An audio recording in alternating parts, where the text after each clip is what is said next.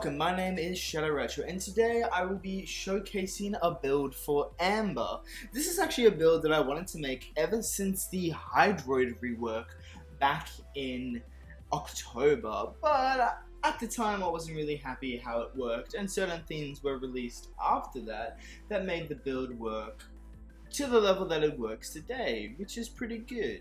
This build is a bit more of a gimmick build because it's based on a theme of like water and fire, so it could be argued that it's definitely not the most efficient Amber build out there, but this game is meant to be fun, so let's have some fun with it. So it is still more than functional in Still Path. I was testing it, and the videos you'll see is Still Path, obviously, and the KPM is around about 115, which is pretty decent. So it is a perfectly functional build, and it's fun, and that's what's important, really. Before we get into the build any further, let's talk about Amber's kit. Amber's passive will give Amber a 5% ability strength for every enemy inflicted with the heat status effect within 30 meters.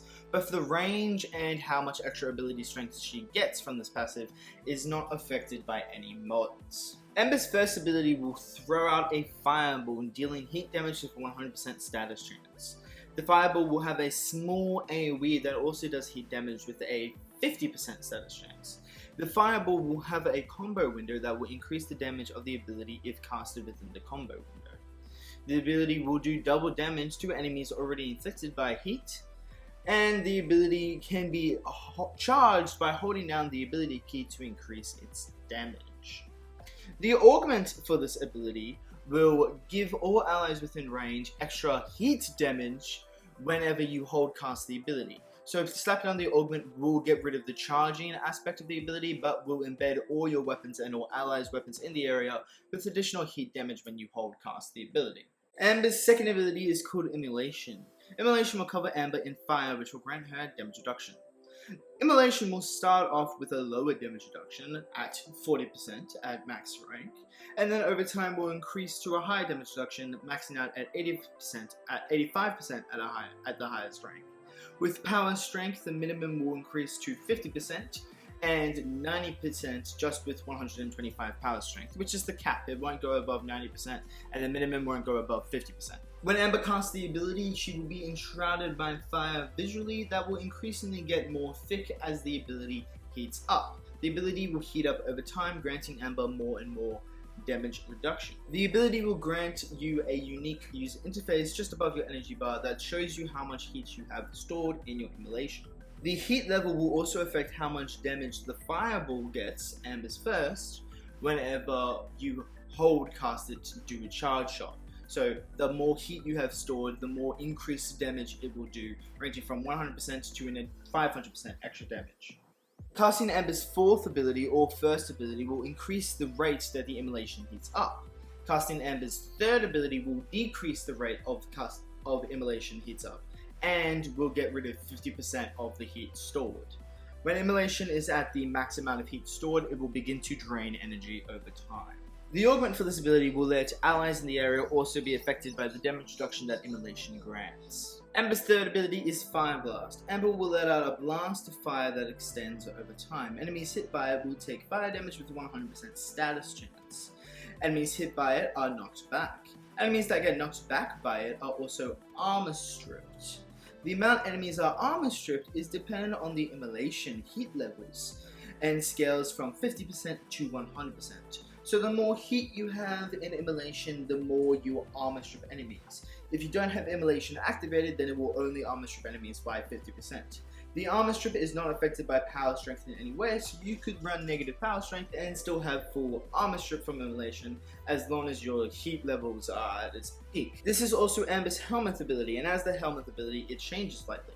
Instead of scaling off immolation, the ability will only armor strip enemies by 75%. And once again, this is not affected by power strength in any way, which doesn't make it the most useful armor strip, especially because it only works on enemies that get knocked back. But if you're running a build that say had negative strength, then it could be useful, as basically every other Helminth ability that will armor strip for you does scale of strength. So running negative strength will lower the amount you armor strip by, and make it so you have to won't be full armor stripping with one cast. But Heat Blast will never be affected by armor strip, so you could theoretically have 10% armor power strength and still be armor stripping by 75%. And you could pair that with a corrosive weapon or a radiation weapon that ignores 25% of enemy armor anyway, and you'd basically be fully stripping. Or you could just double cast it and fully strip anyway. This ability has two augments. The first one will heal Ember for each enemy that is hit by the flames. The second will cleanse allies hit by the flames of negative status effects and give them a status immunity for a period of time. Ember's fourth ability is called Inferno.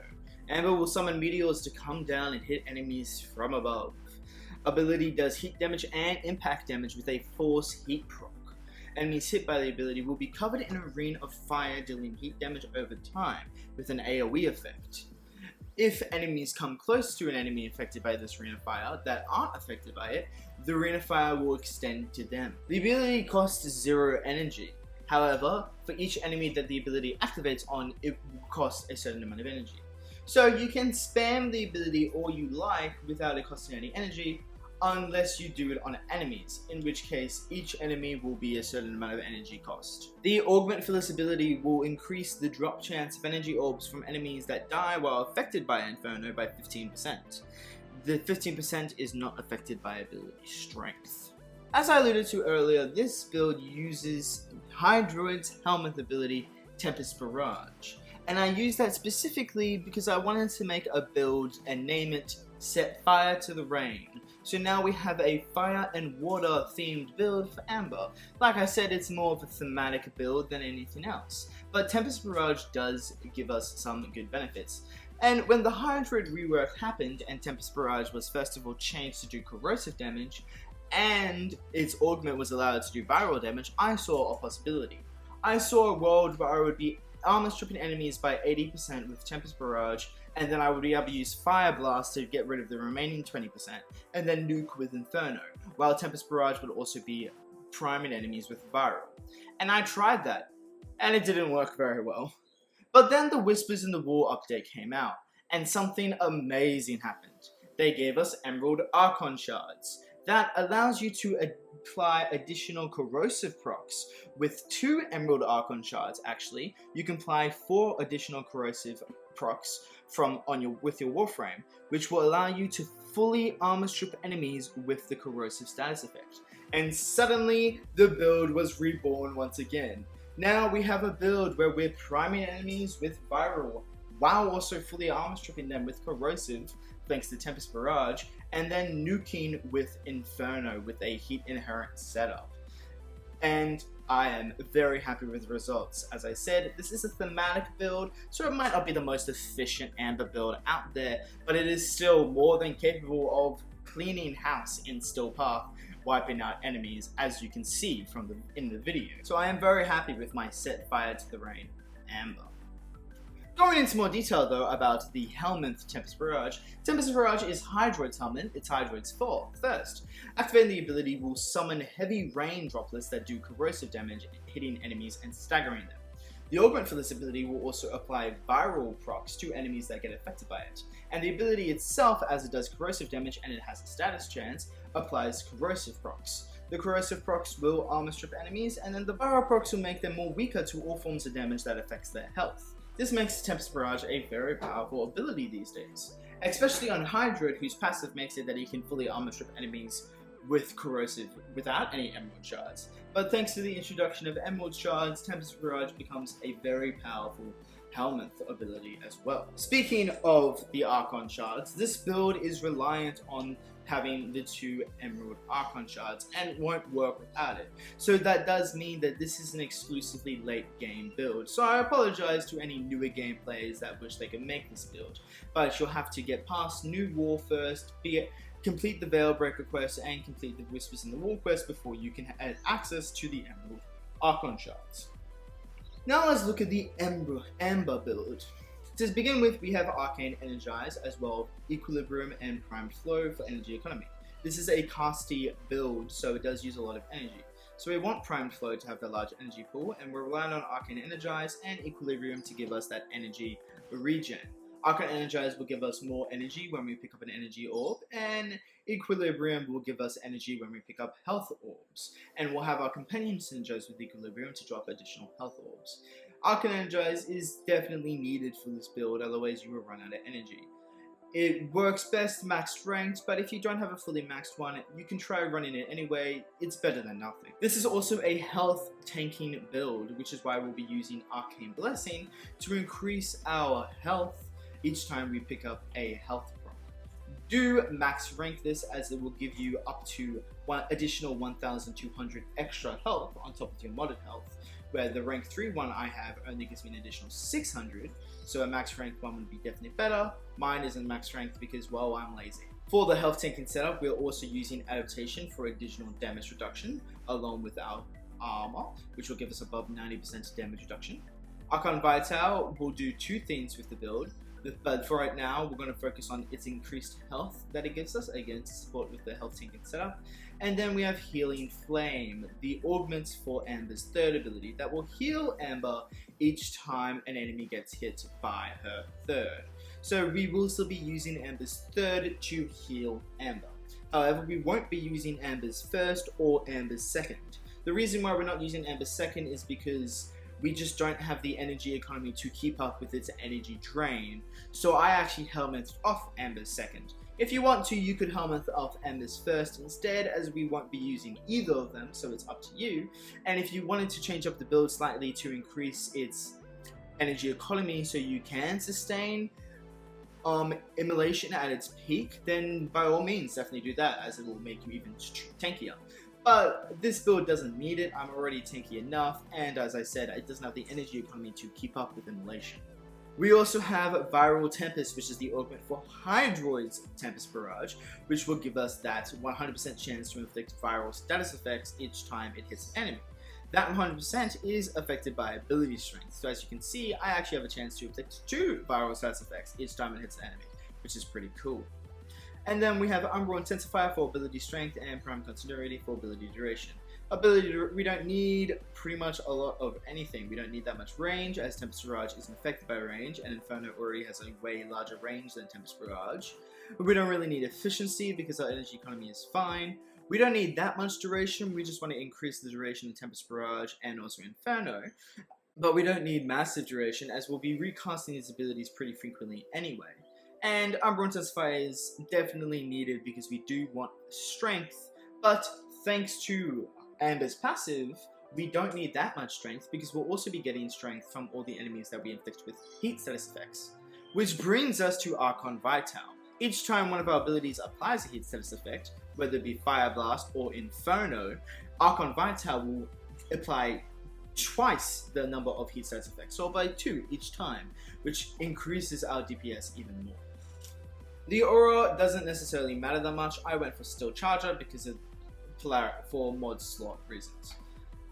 In the extra slot, do slap on Prime Sure-Footed. I haven't because I don't have the extra slot upgraded, but Prime Sure-Footed will be a massive increase to your survivability and DPS. Do not underestimate it, it really should be on every build. Just because I'm lazy and I don't have it on a lot of my builds doesn't mean I don't recognize its importance.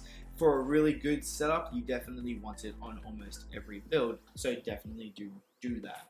For the companion, we will be using the Nautilus, specifically for Cordon. Cordon is very good as it will group enemies together for us, and this build does need some form of grouping to be able to pull more enemies into Tempest Barrage, as we want to use Tempest Barrage to armor strip enemies. So Cordon is very good. It will also increase our DPS because of the Ring of Fire that is placed on enemies that get inflicted by Inferno, as it does have an AoE effect. The more enemies that are grouped together, the more damage that we'll be doing, as they will all be damaging each other. So it increases damage multiplicatively. Beyond that, we have Garden for extra survivability, as it will restart our shields. Prime Regen to keep Cordon around longer, as if it dies out, it will respawn quicker. Vacuum because it's a must-have. And Assault Mode so Cordon can attack. Sentinels cannot attack enemies without Assault Mode. Enhanced Vital and Calculated Redirection are for Cordon survivability. Synth Deconstruct will synergize with Equilibrium, as when Cordon hits enemies, it will increase the likelihood of them dropping a health orb when killed. which will summon more health orbs, which will synergize with Equilibrium, giving us more health orbs, which will then convert into energy. It will also synergize with Arcane Blessing, as it will give us more max health. And Manifold Bond is very important, as Manifold Bond will Manifold Bond will lower the duration of Cordon's abilities each time we kill an enemy afflicted by 3 or more status effects.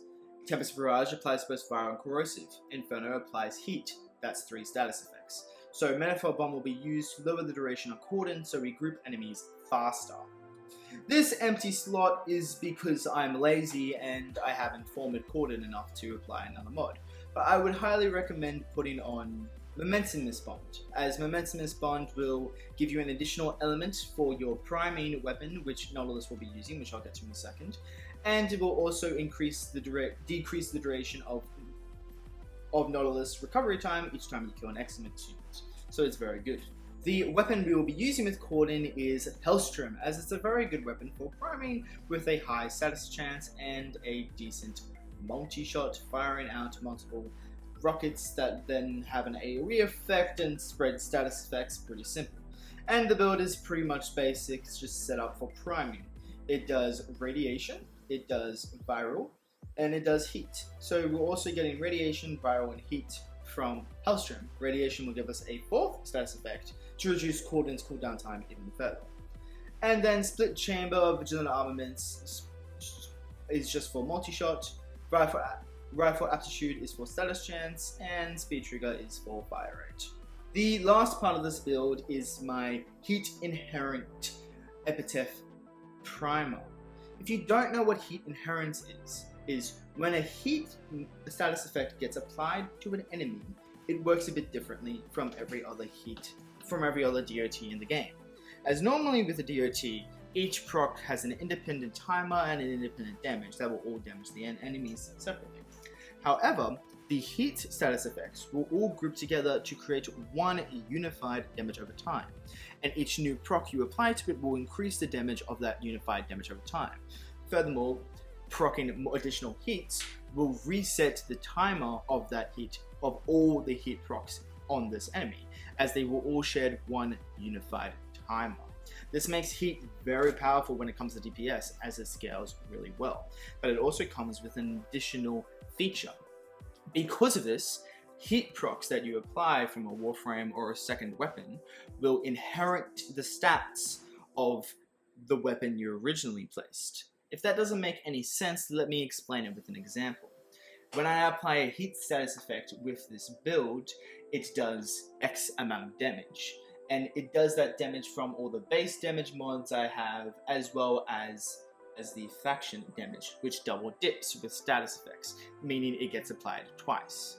So that damage then gets placed on that enemy. Then I can go with Amber's 4th ability, as an example, and apply additional heat procs.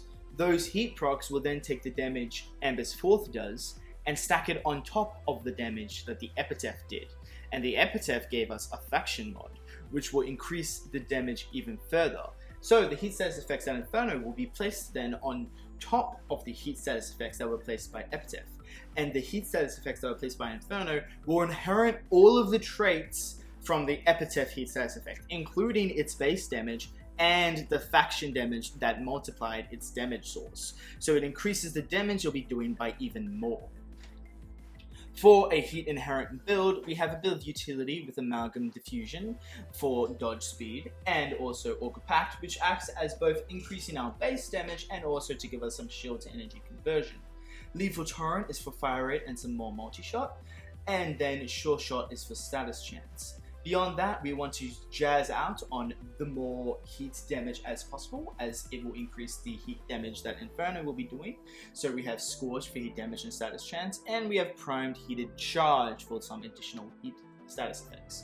We have the Faction mod, which will increase the heat damage even more, and we have Cascadia Flare, which will give the weapon increased heat damage whenever it applies, which will give the weapon increased base damage whenever it applies a heat status effect, which it will be doing a lot, as it is the highest weighted status effect on this weapon by a lot.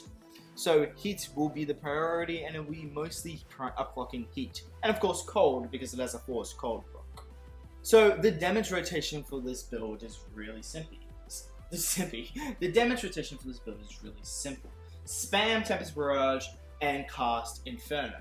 But also make sure that you're also firing out your epitaph shots as much as possible as to apply that heat status effects. So the heat status effects applied by Inferno can inherit the heat damage that we got from in epitaph, from all that base damage, all that heat damage, and all that faction damage, which all will go to strengthen the amount of damage that the heat status effects that Inferno does, to create a very powerful damage over time dot. And then whenever you're running low on health, simply just cast your third ability, which should, with the augment, fully heal you. After all, it is a heal. After all, it is a health tanking build, so it needs some form of healing. So make sure you keep track of your health and you apply that healing flames whenever necessary. In addition to this, we also have 2 utility weapons. Again, for the primary, it doesn't matter what weapon you choose as long as it's rifle, so you can apply Amalgam Serration for additional movement speed. And for the melee, I use Praetos for this evolution right here, giving sprint speed and slide, and this evolution right here giving particle velocity, giving you increased movement speed, which is just a very big utility bonus. For the focus skill, it doesn't really matter that much. I go for Xenoric because it's going to give me additional energy economy, and the build does need a bit of energy economy. So I would probably recommend Xenoric, but you could also go for Matarai for the extra casting speed and power strength, Vazarin for the extra survivability, or Yunaru for some knockback resistance, though just use Prime Sure-Footed instead. Anyway, that's all for me. I hope you enjoyed this thematic Set Fire to the Rain Amber build, and I hope you learnt a few things. Maybe learnt something about Heat Inherent, learnt something about Tempest Barrage and how Corrosive works, and maybe learnt something about Cordon. Maybe you didn't know that the Nautilus can group enemies, and now you do, and might want to go and do that on other builds as well. It's very helpful. So, I also hope you enjoyed the video, of course, and if you did enjoy the video and or learned something from the video, please consider leaving me a like and giving me a subscribe and maybe checking out some of my other videos that I have on my channel. And do tell me in the comments if you think there's anything that I can do to work on the video quality, as I've been trying to improve the video quality. And also tell me if you want to see specific builds of specific Warframes, and I can see if I can put anything together for you and make a video for that. Or just write anything in the comments that you feel like you want to write. And I'll read all the comments because I don't get a lot, so it's easy to read them all. And I may even reply to you as well. So until next time, goodbye!